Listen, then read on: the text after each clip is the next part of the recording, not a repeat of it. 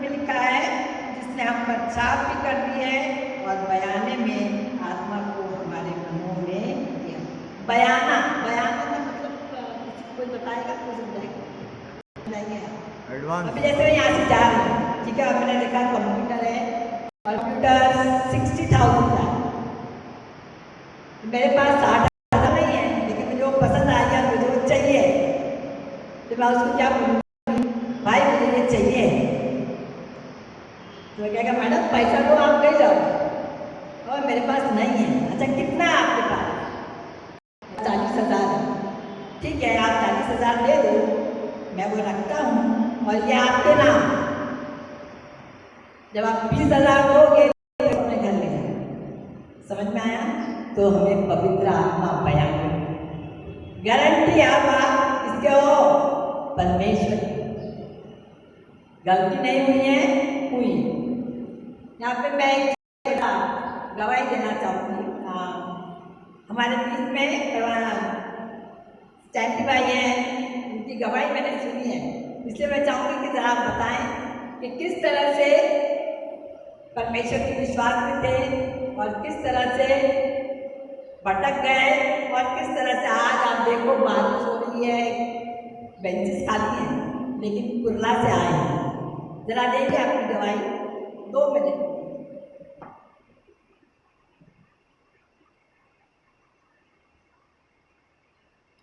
सभी को जय मसीह की गवाही। ये मैं कई बार चर्च में दे चुका हूँ, लेकिन फिर मैं आज दे रहा हूँ। गौरी सिस्टर ने बोला है कि मैं 1975 में Lucknow film and television institute में एक्टिंग कोर्स का डिप्लोमा करने गया। 76 में वहाँ से पास किया। 77 में बॉम्बे आ गया, फिल्म इंडस्ट्री में स्ट्रगल कर।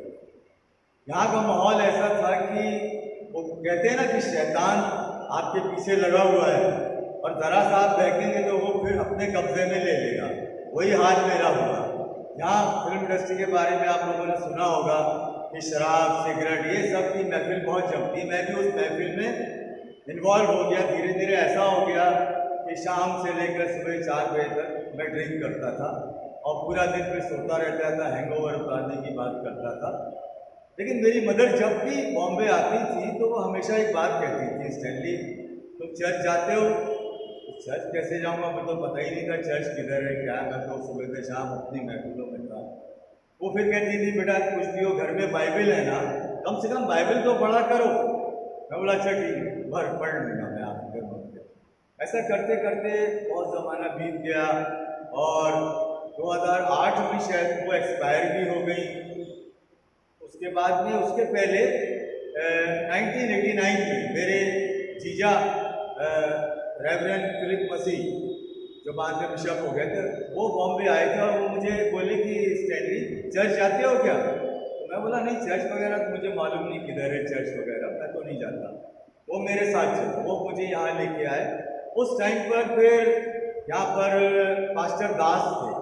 मेरी 89 में मेंबरशिप स्टार्ट कराई और उसके बाद में फिर धीरे धीरे थोड़ा चर्च आ जाया करता था, कभी महीने में, कभी 2 महीने में, और कभी जैसे बोलते हैं ना क्रिसमस वाले मसीह, ईस्टर वाले मसीह, वैसा था मैं। जब ईस्टर आया तो आ गया, क्रिसमस आया तो आ गया, और फैमिली को भी कभी कभी ले आता था, बच्चों को भाई। तो फिर मैंने 2013 से बाइबल पढ़ना शुरू करी और जब बाइबल पढ़ना शुरू करी तब मुझे ये लगने लगा कि इसमें जो जो लिखा है मैं तो उस रास्ते पे हो ही नहीं, मैं तो सब उसके अगेंस्ट काम कर रहा हूँ। फिर मैं बाइबल पढ़ता रहा। फिर धीरे धीरे मैंने चर्च आना शुरू किया। चर्च आना शुरू किया तो मुझे थोड़ा अच्छा लगने। पहले मैं पीछे की सीट पे बैठता था, यहाँ नहीं बैठता था। यहाँ मुझे लगता था पता नहीं यहाँ क्या खतरनाक से आता ही नहीं था इधर, बैक में सुनता था, उधर से निकल जाता था। तो धीरे धीरे फिर मेरे को जब वचनों को सुना और अपने कलीसिया के लोगों से मिला, फिर मुझे अच्छा लगने लगा। फिर मैं चर्च आने लगा और आते आते फिर एक एक बेंच करते करते करते करते आज मैं यहाँ तक पहुँच गया। और धीरे धीरे मसीह में मेरा इतना विश्वास हो गया कि अब सुबह से शाम मेरे मन में हमेशा एक ही बात होती है कि प्रभु गलत रास्तों से बचाना, अपने वचनों पे चलने वाला इंसान बनाना और ऐसा इंसान बनाना कि कभी गलत रास्ते पे ना जाऊं, मेरा परिवार भी मसीह जीवन में चलने वाला परिवार बने और अपने कलीसिया के लोगों में भी हमारा खूब प्रेम हो, ताकि हम सब मिलजुल कर इनके वचनों को, बाइबल के वचनों को सुने और उस पर चलने वाले बने। तो ये मेरी गवाही है। मैं खाली इतना कहना चाहता हूँ कि हमें प्रभु के वचनों पे चलने वाला बनना चाहिए, और वो तभी होगा कि जैसे डोरिस सिस्टर ने बोला था कि बाइबल ये वचन, ये आत्मा है। तो वचनों को जब तक हम नहीं पढ़ेंगे, नहीं समझेंगे, हम उस रास्ते पे नहीं चल सकते। मैं अपनी इस छोटी सी गवाही को यहाँ पर विराम देता हूँ और आप सभी लोगों को जय मसीह की। आइए बढ़ो। Thank you.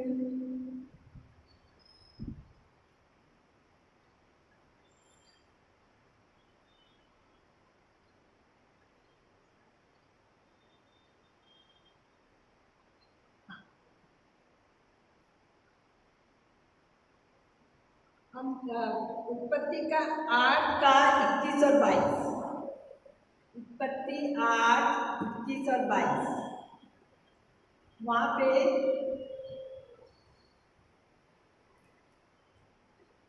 किसी को मिला है तो पढ़ सकते हैं।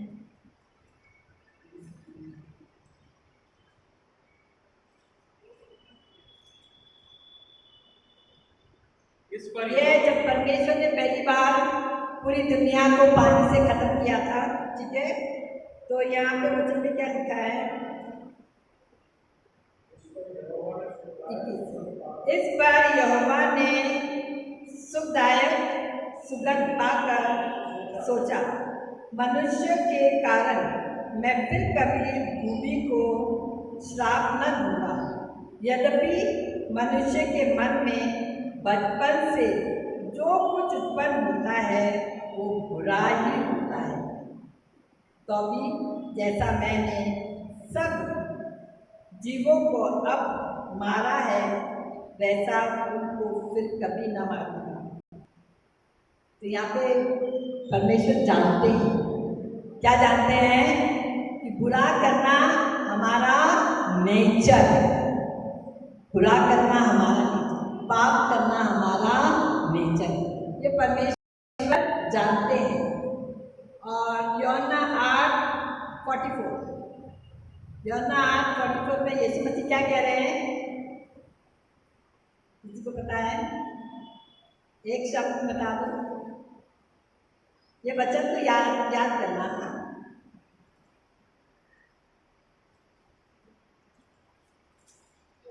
यूहन्ना 8:44,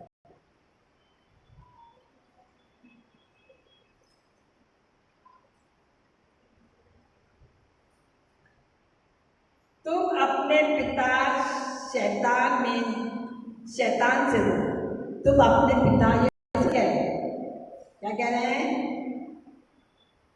तुम अपने पिता शैतान से हो और अपने पिता की लालसा को पूरा करना चाहते हो। तो कौन है हमारा पिता? शैतान, ठीक है। वो तो आरंभ से हत्यारा है और सत्य पर स्थिर न रहा, क्योंकि सत्य उसमें है ही नहीं। अब वो झूठ बोलता तो अपने स्वभाव से ही बोलता है, क्योंकि वो झूठा है, वरन झूठ का पिता है। तो हमारा पिता कौन है? झूठ बोलने वाला। इसलिए आप क्या करते हैं? झूठ बोलते हैं। कोई ऐसा है जिसने कभी झूठ नहीं बोला है हमारे बीच में? कोई भी नहीं। आज भी हम बोलते हैं झूठ, लेकिन हमारा झूठ बोलने का तरीका बदल जाता है, रिफाइन नहीं होता है, कोई हमारा झूठ पकड़ नहीं पाता, हम इतने स्मार्ट हो जाते हैं, ठीक है। परंतु मैं जो सच बोलता हूँ इसलिए तुम मेरा विश्वास नहीं करते। तो ये परमेश्वर जानते हैं, हमारी कमजोरियों को जानते हैं। तो क्या होता है कि हमारा उद्धार जो है वो सिर्फ हमारी आत्मा का होता है। यीशु मसीह कहते हैं ना कि मेरी बातों से, यूहन्ना 6:63 में है, मेरी बातों से तुम्हारे शरीर को लाभ नहीं होगा, शरीर को लाभ नहीं होगा, लेकिन आत्मा वो जीवन है। समझ में आ रहा? तो आत्मा हमारी शुद्ध हो जाती है, लेकिन शरीर से हमसे पाप होते रहेंगे। लेकिन क्या हमें पाप में रहना है, पाप करते रहना है? अगर हम पाप करते रहेंगे, एक वचन देख लेते हैं, आखिरी के समय हो गया है, रोमियो 6:16, रोमन्स 6:16।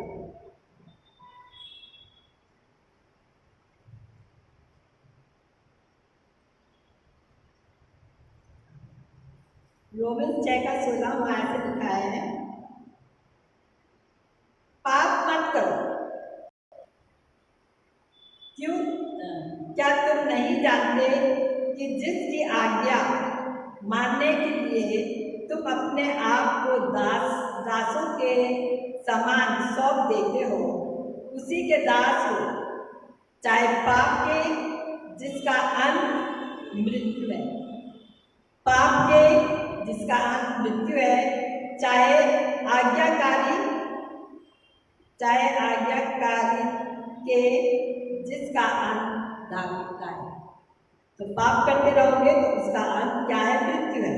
और यूहन्ना 10:10 में क्या लिखा है? चोर किसी और काम के लिए नहीं, परंतु चोरी करने और घात करने और नष्ट करने। क्या के लिए आता है? चोरी करने। क्या चुराता है वो? पैसा, धन, वचन।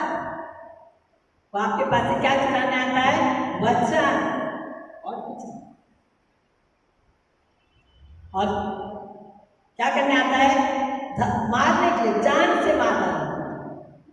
आपके मन में जब विचार आते हैं ना सुसाइड कमिट करने के लिए, भगाओ शैतान को, ये शैतान की तरफ से।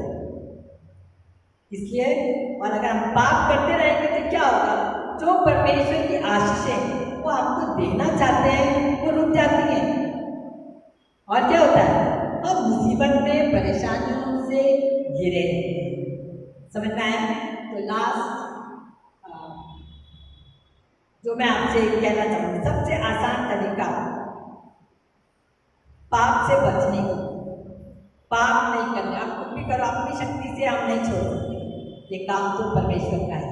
लेकिन एक छोटी सी बात याद कि परमेश्वर प्रेम है और वो आपसे बेहद प्यार करते हैं, कोई करे या ना करे, लेकिन आप विश्वास करो कि वो आपसे प्यार करते हैं। और रोज अपने आप को याद दिलाओ। और हमें कैसे पता है कि परमेश्वर हमसे प्यार करते हैं? कैसे पता? क्रूस पे जो हुआ है ये परमेश्वर का प्रूफ है कि मैं तुमसे प्यार करता हूं। सारा दंड जो हमें मिलना चाहिए वो प्रभु यीशु ने उठा लिया है, हम इसको कभी समझते ही क्या? तो याद करो कि परमेश्वर प्रेम है, वो आपसे प्यार करता है, वो आपको क्षमा करता है। आज है ना, मेरे लिए किसी को भी क्षमा करना आसान हो जाता है, मेरे लिए किसी को भी सॉरी बोलना आसान हो जाता है। क्यों? क्योंकि जब मुझे याद आता है कि मैंने कौन से भयंकर पाप किए हैं और प्रभु ने सब क्षमा किए, मेरा मन साफ है, मुझे पता है जो मैंने पाप किए हैं। जब मैं 7 साल की थी, 15 साल की थी, 21-22 साल की थी, 30 साल की थी और अब 80 साल की होने वाली हूँ, पाप सब पाप तो मैंने कल किए, आज किए और जो अब करने वाले हैं वो सब उसने क्षमा किया। तो पाप का बोझ अपने सर पे मत रखो, विश्वास करो कि क्षमा हो। ये पाप का बोझ बहुत भयंकर होता है। मेरे सर पे पाप का बोझ था। पता मैं क्या करती थी? मैं माउंट मेरी चर्च जाती थी और गेट से लेके वो ऊपर ऑल्टर वहां तक मैं घुटनों के बल जाती थी। मैंने पाप किया है, मैंने पाप किया। प्रभु यीशु ने क्षमा किया है, प्रभु यीशु ने क्षमा किया। अपने आप को कोसो मत, अपने शरीर को तकलीफ मत दो, अपने आप को दंड मत दो, अपने आप को क्षमा करो। हम अपने आप को नहीं क्षमा करते, अपने आप को क्षमा करो और अपने आप से प्यार करो, क्योंकि परमेश्वर आपसे प्रेम करते हैं। तो जिस दिन आप एक छोटी सी बात याद रखने का, क्या कि परमेश्वर की निगाहें पूरे वक्त मुझे देख रही हैं। पूरे वक्त उनकी निगाहें मुझ पे हैं, याद रखो। और है सचमुच में परमेश्वर देखते हैं, हमें पूरे टाइम देखते हैं और उन्हें हमारा ध्यान, और वो जो करेंगे मेरी भलाई के लिए, ये अपने आप को मुझसे याद रखो। अभी लास्ट में मैं इससे पहले कि वाइंड अप करूँ, जब जो लेट आए हैं हमने 5-10 मिनट पहले, तो मैं आपको बताती हूँ आज का जो मेन मैसेज है मेरा वो यही है। तो क्या है कि जब हम और सबको सबको सबको प्रभु यीशु की जरूरत है, क्योंकि वचन में लिखा है कि सबने पाप किया है, ऐसा कोई भी नहीं है जिसने पाप, हम लोग पाप के नेचर में ही, हम पाप में ही पैदा होते हैं, इसलिए सबको प्रभु यीशु की जरूरत है। क्यों? क्योंकि सिर्फ प्रभु यीशु एक है जो हमारे पाप क्षमा करते हैं। अब एक छोटा सा उदाहरण देती हूँ तो आपको ये याद रहे, शॉर्ट किया है। अब क्या होता है, ये मैं हूँ, ठीक है, आप बोलो मैंने कौन सा पाप किया, यहाँ मैंने ये पाप किया, बोलो पाप बोलो, मैं बोलूँगी मैंने। ऐसा कोई पाप नहीं है जिससे मैंने नहीं किया, क्योंकि क्या है, नया नियम बहुत स्ट्रॉन्ग है। पुराना नियम अच्छा था, जब आप किसी का सचमुच में चाकू से मर्डर करते थे ना, तभी वो मर्डर कहलाता था और आपको दंड मिलता था। नए नियम में क्या लिखा है? नए नियम में लिखा है कि अगर आपने अपने भाई के विरुद्ध भाई को गुस्सा किया तो आपने क्या किया है, मर्डर का दंड मिलना चाहिए। पुराने नियम में क्या होता था, जब कोई व्यभिचार करता था एक्शन में, तभी उसको पत्थरों से मारा जाता था। नया नियम में क्या लिखा है, अगर आपकी आंखों ने किसी को देखा और आपके मन में विचार आया तो वो व्यभिचार होता है। खाली सोचने से वो दंड के लायक होता है, समझ में आया? तो ये मैं कभी सही हो सकती हूँ क्या? ऐसा है कि हम परफेक्ट होंगे? हम परफेक्ट कभी नहीं हो सकते शरीर में, क्योंकि हमारा ज्ञान कोरिन्थियों 13 में लिखा अधूरा है। मतलब परफेक्ट काम जब प्रभु यीशु मसीह आएंगे तभी सब सही होगा, ठीक है? तो क्या होता है कि मैं जिस दिन विश्वास कर रहा हूँ, क्या विश्वास कर रहा हूँ कि प्रभु यीशु मसीह जो अपना खून बहाया वो मेरे पापों की क्षमा के लिए, तो क्या होता है, मेरे पाप क्षमा होता है। सिर्फ इतना विश्वास करना का है, कुछ ज़्यादा करना नहीं है, शरीर को तकलीफ देना नहीं है, दान दक्षिणा नारियल चढ़ाना, तीर्थ यात्रा कुछ नहीं करना है, खाली विश्वास करना है कि मैंने पाप किया है और मेरे इस पाप का दंड प्रभु ने क्रूस पर ले लिया है। तब क्या होता है, एक्सचेंज, मेरे पाप प्रभु यीशु मसीह के ऊपर चले गए और उनका पवित्रता मेरे अंदर। अब पिता परमेश्वर जब स्वर्ग से देखते हैं ना, तो वो क्या देखते हैं, अरे मैं तो प्रभु यीशु मसीह के खून से धुली पवित्र हालत। फिर धीरे धीरे पवित्र आत्मा हमारे अंदर आ जाते हैं और धीरे धीरे वो पवित्रता हमारे अंदर आने, आस्ते आस्ते एक एक बुराइयाँ जो परमेश्वर को नहीं पसंद है वो हमारे अंदर से निकालने लगती है। समझ में आ रहा है? मेरे को भी प्रभु ने बहुत बदला है। मैं जो हूँ आज वो नहीं। आज लोग उससे बोलते हैं आप बोलते क्यों नहीं, आप जवाब क्यों नहीं देते? आज मेरे अंदर बर्दाश्त करने की शक्ति आई है। कैसे आई है? परमेश्वर। तो वचनों में बढ़ो और याद, जैसे भी आप परमेश्वर आपसे, और कभी भी एक भाई मुझसे कह रहे थे मैं परमेश्वर से बहुत डरता हूँ। नहीं, परमेश्वर से डरो मत, परमेश्वर से डरो। जो भी है खुल के आ जाओ, चाहते हैं, पसंद करते हैं कि मेरे पास आओ, मैं तुम्हें गले से लगा दूँ। जिस हाल में है, उड़ाऊ पुत्र की कहानी सुनी है ना, परमेश्वर का प्रेम है, वो बता रहे हैं मैं कैसा हूँ, क्या पाप क्या बर्बाद किया, छोड़ो, आ जाओ वापस। मैं तुम्हें सोने की चेन पिलाऊंगा, फिर से सोने की अंगूठी दूंगा, फिर से अच्छे अच्छे कपड़े दूंगा। परमेश्वर की तो आज के बाद से कभी अपने आप को भूल मत, और याद रखो कि प्रभु यीशु किस लिए आए हैं, हमें हिदायत का जीवन, हम सबको हिदायत के जीवन में जीना है, कमी घटी में नहीं। अगर हो तो मन फिराओ, तो प्रभु का। Thank you.